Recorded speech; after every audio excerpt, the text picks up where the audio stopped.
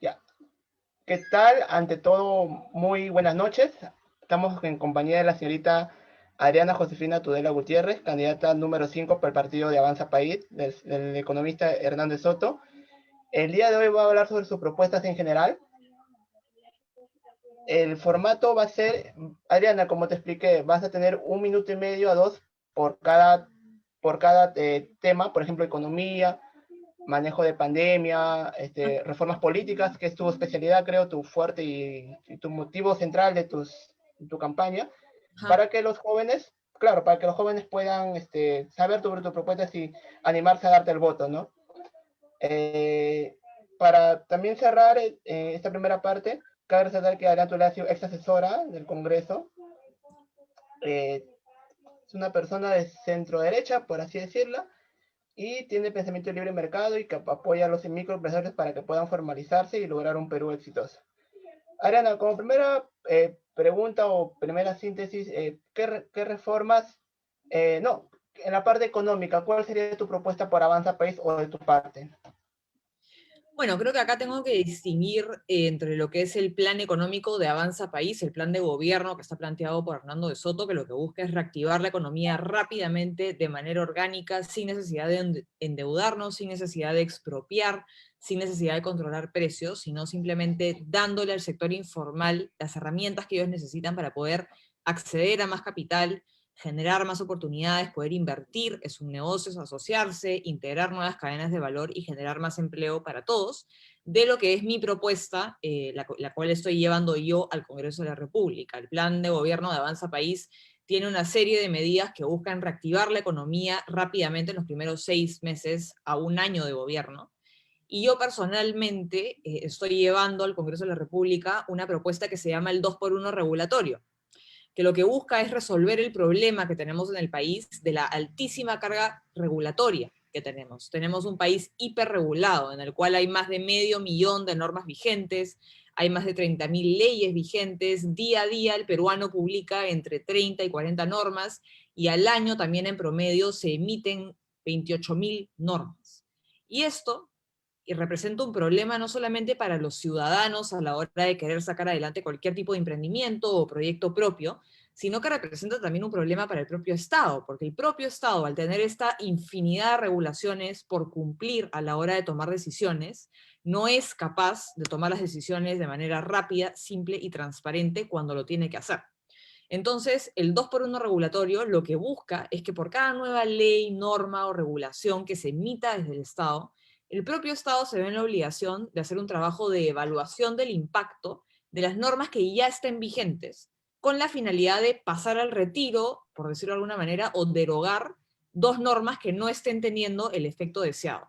Y con esto, poco a poco, vamos a ir logrando depurar nuestro sistema legal y vamos a ir simplificándolo para tener un sistema legal mucho más reducido, mucho más simple, fácil de comprender para el ciudadano, fácil de cumplir sobre todo, y generar un ambiente mucho más amigable para el emprendimiento y para la generación de empleo formal, porque la formalidad es muy costosa en el país justamente porque tenemos muchísimos requisitos que cumplir para acceder a la formalidad.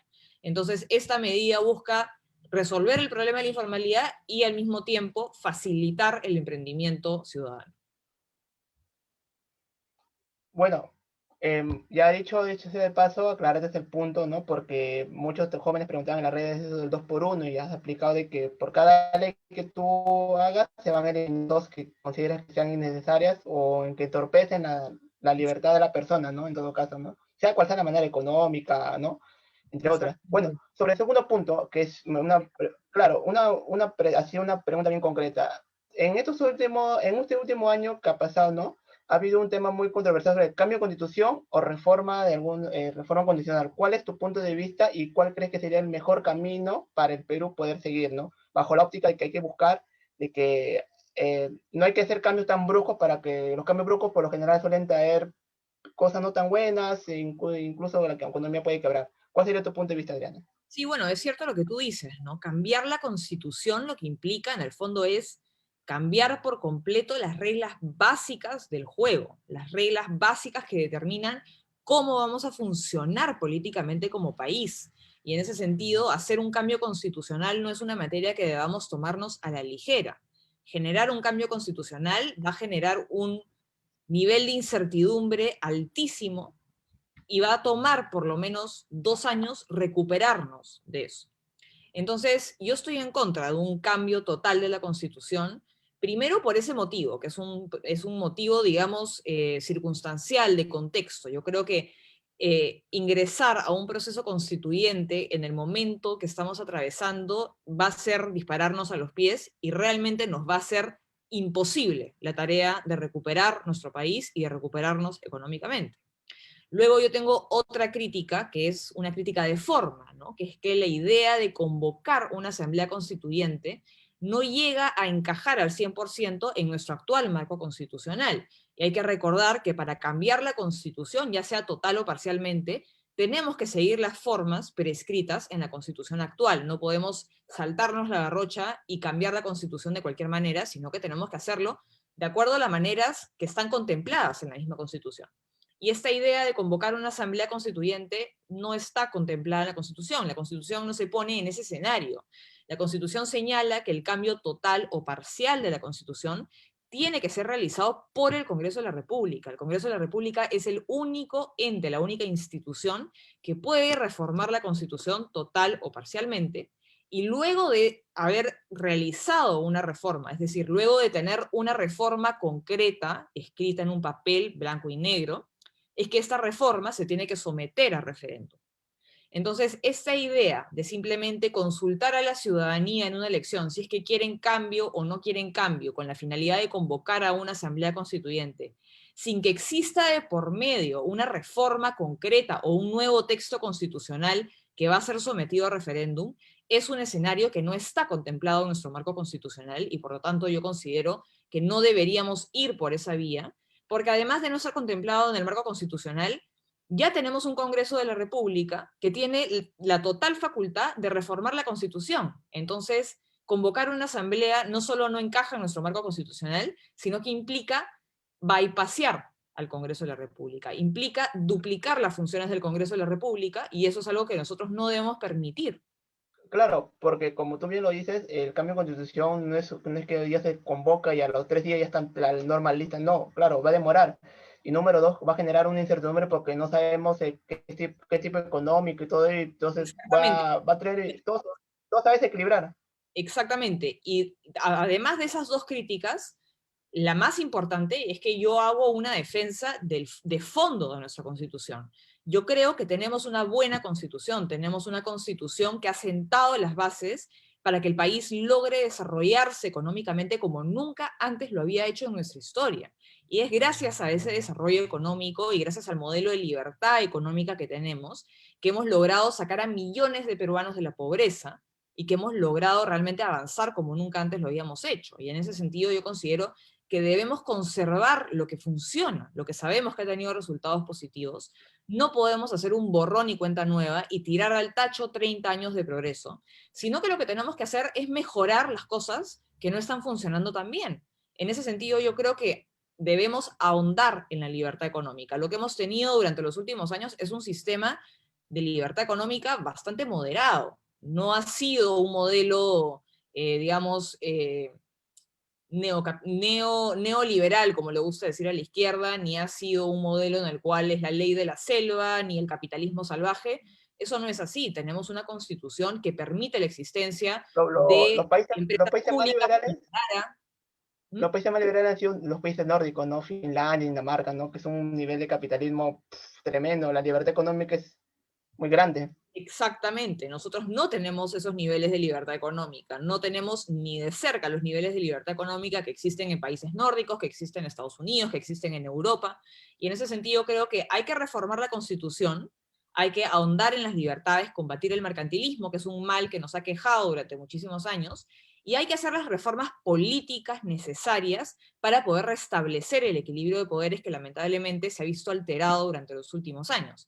Pero todo esto se puede lograr a través de reformas en el marco del Congreso de la República. Yo estoy totalmente en contra de cambiar el texto constitucional por completo por estas tres razones y creo que la vía que debemos seguir es la vía institucional, es la vía democrática y debemos perfeccionar nuestra Constitución a través del debate y los consensos que se logren dentro del Congreso de la República. Bueno, pasando ya al tema del manejo de pandemia, una de las críticas que ha tenido Verónica Mendoza sobre de la izquierda, ¿no? Sobre las vacunas, que ha dicho, Ernesto Soto dijo de que iba a convocar al sector privado, pero, ya, bueno, acá hay una pregunta, ¿cómo sería el proceso de ventaja para la inversión privada que plantea Avanza País? En la pregunta. Bueno, nosotros estamos planteando 3 puntos clave, ¿no? Los 3 puntos principales del plan para promover la inversión privada. El primero de ellos es destrabar los grandes proyectos que vienen siendo, en el fondo, demorados o detenidos por falta de decisión política. Durante los últimos años hay muchísimos proyectos que simplemente no han salido adelante por falta de decisión política. Y en ese sentido, nosotros creemos que hay que impulsar los proyectos, ya sean estos de minería, ya sean estos extractivos en general, o de infraestructura, porque destrabar estos proyectos implica inyectar inmediatamente en nuestra economía miles de millones de dólares, e implica generar cientos de miles de puestos de trabajo en el primer año de gobierno. Eso como punto número 1. Como punto número 2, estamos planteando poner en valor los activos que tiene el sector informal al día de hoy, que representan también miles de millones de dólares, pero que lamentablemente están inactivos porque el sector informal, por el mismo hecho de ser informal, no tienen las herramientas ni los mecanismos legales necesarios para poder ponerlos en valor, para poder utilizarlos para acceder a más capital, para poder utilizarlos para asociarse con otras personas, para poder integrar nuevas cadenas de valor. Entonces, lo que nosotros planteamos es no solo culminar el proceso de titulación que se inició en los 90, sino que además queremos lograr que estos títulos de propiedad cumplan con un sistema de certificación de 7 pasos, que lo que busca es que estos títulos de propiedad que tienen sobre sus bienes reflejen el verdadero valor que tienen sus bienes, que les permita a ellos poder transar sus bienes tanto a nivel nacional como a nivel internacional, que les permita poder asociarse, darles las estructuras legales que ellos necesitan para poder invertir con predictibilidad. En ese sentido, darles las estructuras empresariales de responsabilidad limitada, permitirles crear acciones, poder atraer inversionistas a sus empresas. Todas estas son cosas que al día de hoy lamentablemente no pueden hacer porque no tienen los títulos legales que cumplan con todos los requisitos que les permitan hacer esto. Entonces, eso como punto número 2. Y como punto número 3, estamos planteando simplificar el sistema de compras estatales con la finalidad de que el Estado pueda adquirir hasta el 60% de la producción de las MIPES en los primeros 6 meses de gobierno. Y con esto lo que vamos a lograr es darles el primer empujón a las microempresas, a las pequeñas empresas, para que puedan salir adelante, para que puedan obtener capital y puedan seguir invirtiendo, generando más empleo y creciendo durante los próximos años. Bueno, pasando al siguiente punto, con el manejo de pandemia, que se vuelve muy controversial sobre la declaración de Hernando, que Verónica Mendoza, candidata de izquierda, obviamente que tiene un pensamiento, un sesgo ideológico muy distinto al de Hernando, criticó sobre la frase que Hernando dijo, los privados van a combatir libremente, ¿no? Para la adquisición de la vacuna, ¿no? Pero luego salió como a corregir o a terminar de completar la frase, pero en sí, ¿cuál es el pensamiento en Avanza PES, o en todo caso, de tu parte, ¿no? Sobre el tema de las vacunas. Si va a ser netamente privado, o va a ser mixto, o va a ser netamente estatal, o sea, ¿cuál va a ser la ideología que tiene sobre las vacunas? Avanza País. Sí, no, lo que nosotros estamos planteando es un sistema mixto. Hernando de Soto, de hecho, ya aclaró que él evidentemente está planteando que el Estado continúe con la campaña de vacunación gratuita, pero lo que estamos planteando es que en paralelo a la distribución gratuita que pueda realizar el Estado, se permita que los privados también puedan importar y distribuir vacunas, con la finalidad de que podamos avanzar lo más rápido posible en el proceso de inmunización de la población. Nosotros tenemos que apuntar a alcanzar el 80% de la población vacunada lo más rápido posible para lograr la inmunidad. Y lamentablemente, si nosotros seguimos cerrados, encajonados en esta idea de que solamente el Estado puede distribuir las vacunas, es decir, si nos mantenemos en esta idea fija de que es el Estado el que debe mantener el monopolio de la distribución de las vacunas, esto nos va a tomar Según Bloomberg, no según yo, Bloomberg ha sacado un informe que señala que si nosotros seguimos bajo el actual esquema de vacunación, nos va a tomar 8 años vacunar el 75% de la población peruana. Y No, nosotros entendemos, para llegar a la inmunidad de rebaño que le llaman. exactamente, y nosotros entendemos que esperar 8 años para lograr la inmunidad de rebaño es algo simplemente inviable, porque por medio están las vidas y la salud de millones de peruanos. Entonces, lo que nosotros queremos lograr es que el Estado logre trabajar mano a mano con el sector privado. Y esto significa que el sector privado pueda importar vacunas, distribuirlas gratuitamente o comercializarlas. Y esto nos va a ayudar porque por cada persona que pueda adquirir la vacuna o acceder a la vacuna a través del sector privado, va a haber una vacuna gratuita disponible adicional para que el Estado pueda distribuirla a aquellas personas que no podrían acceder a la vacuna por otros medios. Entonces, lo que vamos a lograr es quitarle de encima una carga al Estado. El Estado va a tener que atender a un grupo de personas más reducido, porque el sector privado se va a poder encargar de otro grupo de personas. Y esto lo único que nos va a generar es un beneficio para todos, porque vamos a avanzar rápidamente en el proceso de vacunación y además vamos a desocupar los hospitales, porque por cada persona que se logre vacunar hoy, eso significa que va a haber una cama UCI más disponible. Y es a eso lo que tenemos que apuntar. Bueno, ya para una de las propuestas tuyas habla sobre los distritos uninominales. Ese es el término, si no me equivoco. Así es. Quisiera que tú des una explicación más concreta, ¿no? Porque varios jóvenes me han escrito a mí diciéndome cómo es eso, porque la explicación cada vez es un poquito larga. Quisiera que si pudiera sintetizar para dar una idea más general y explicar en todo caso cómo agilizaría en la política estos distritos uninominales o cuál sería el beneficio. Sí, bueno, de hecho yo ayer en realidad, publiqué un video explicativo en mis redes sociales, así que si les interesa lo pueden buscar en mis redes sociales, está en Instagram y pueden ahí encontrar el video en el cual explico claramente cómo funciona. Pero lo que estoy planteando es básicamente cambiar la forma en la cual estamos eligiendo a los congresistas.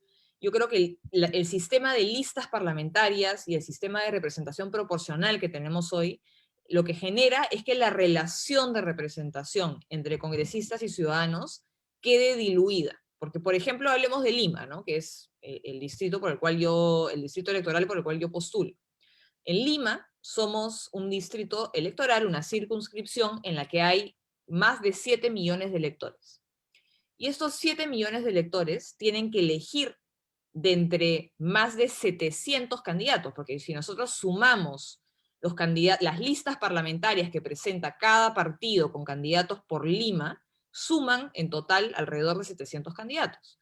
Entonces, estos 7 millones de electores tienen que elegir entre 700 candidatos para que al final entren al Congreso 33. Y esos 33 congresistas representan cada uno individualmente a los 7 millones de electores que conforman el Distrito Electoral Lima. Y eso genera que la relación esté muy diluida, porque evidentemente una sola persona no puede representar correctamente a un grupo tan grande y diverso de 7 millones de electores. Y por eso es que nosotros sentimos que nadie nos representa, porque los limeños, los que viven en Lima, los que conforman el Distrito Electoral Lima, no saben exactamente cuál de los 33 señores que están sentados en el Congreso responde ante ellos. Y esto se debe al sistema de listas y al sistema proporcional de elección. Entonces, lo que yo estoy planteando es dejar este sistema atrás y pasar a tener un sistema de elección por distritos electorales más pequeños y un sistema de elección uninominal. Entonces, para ilustrar nuevamente con Lima, en lugar de ser solamente un distrito electoral conformado por 7 millones de electores, lo que yo planteo es que Lima se divida en 33 distritos electorales mucho más pequeños, cada uno de los cuales elige a su representante ante el Congreso. Y ahora los partidos ya no presentan una lista con 34 candidatos para representar a Lima, sino que presentan a un candidato por distrito electoral. Con lo cual los ciudadanos ya no tienen que elegir entre 700 candidatos, sino que van a elegir entre 10, 15 o 20 como mucho, lo cual también le facilita al ciudadano poder filtrar y fiscalizar a los candidatos.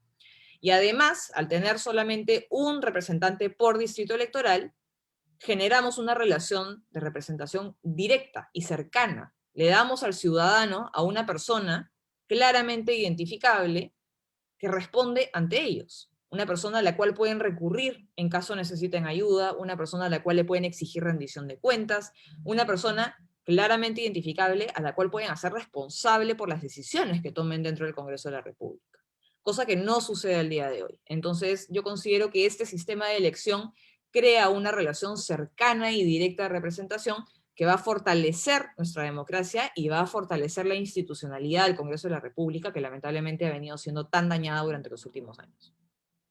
Bueno, quisiera tu opinión, porque este tema también ha sido muy tocado, ¿no?, por distintos grupos políticos, y quisiera saber, así en esencia, cuál sería la propuesta de Avanza País en tema de educación. Bueno, nosotros estamos planteando evidentemente una reforma total del Estado, todos los sectores, incluido el de educación. Creemos que hay que invertir en lo que es realmente prioritario, y creemos que lo más prioritario en este momento es invertir en nuestros maestros, en los profesores. Creemos que lo más importante en la educación de un niño es tener buenos maestros, y en ese sentido nosotros queremos revalorizar la carrera magisterial. Queremos pagarles mejores sueldos, pero creemos que esos mejores sueldos tienen que venir acompañados de una evaluación y de una capacitación también, porque durante los últimos años ha habido mucha controversia alrededor de la evaluación de los maestros, y esto se ha debido en gran medida porque no se los ha capacitado. Entonces nosotros apostamos por capacitación, por evaluación, por pagar mejores sueldos, y también darles incentivos a los maestros para que puedan seguir formándose a nivel superior constantemente, y generar también un programa de bonificaciones que les dé incentivos a los mejores profesores para que vayan a enseñar a las zonas más alejadas del país. También somos conscientes que hay un problema de infraestructura. Los colegios del país tienen infraestructura muy deficiente, y eso evidentemente responde a que hay un serio problema de gestión dentro del Ministerio de Educación. Así que también planteamos una reforma del sector que logre una mejor gestión y una mejor inversión del dinero del contribuyente para tener mejor infraestructura. Y por otro lado, somos también conscientes de que hay un serio problema de conectividad. No hay acceso a Internet, hay muchísimos niños que lamentablemente tienen que caminar durante horas y horas para poder llegar a sus colegios, o incluso en zonas más alejadas del país hay niños que tienen que acudir a internados y no ver a sus familias durante el año entero para poder tener una buena educación. Y en ese sentido nosotros creemos que hay que atender este problema, construir más colegios, generar más conexión a Internet. Eso también sabemos que no lo vamos a lograr de la noche a la mañana, pero es un trabajo que se tiene que hacer.